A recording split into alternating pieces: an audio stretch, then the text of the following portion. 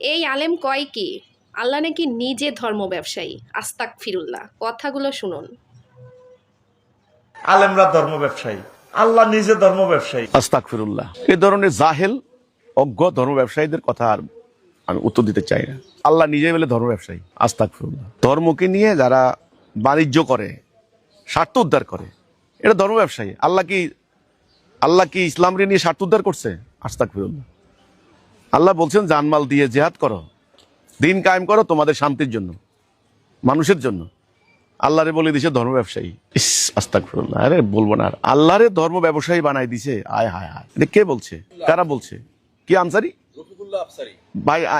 ওগুলা এখন তো ওদের কোনো লাগাম নাই, কথার কোনো লাগাম নাই, ঠিক আছে, মুখের কোনো লাগাম নাই, যা খুশি তা বলে দিচ্ছে, যা খুশি তা বয়ান করছে ওয়াজের নামে, মাহফিলের নামে।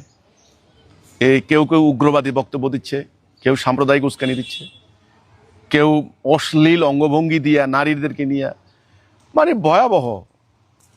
আবার কেউ আল্লাহরে বলে ধর্ম ব্যবসায়ী। যারা বলছেন, যে বলছেন, আমি এটা নিয়ে কোনো কথা বলতে চাই না। আমি শুধু এটুকু বলবো, এটা ভয়াবহ অরাজকতা চলছে রাজনৈতিক জীবনেও, ধর্মীয় জীবনেও। এটার একটা শেষ আছে।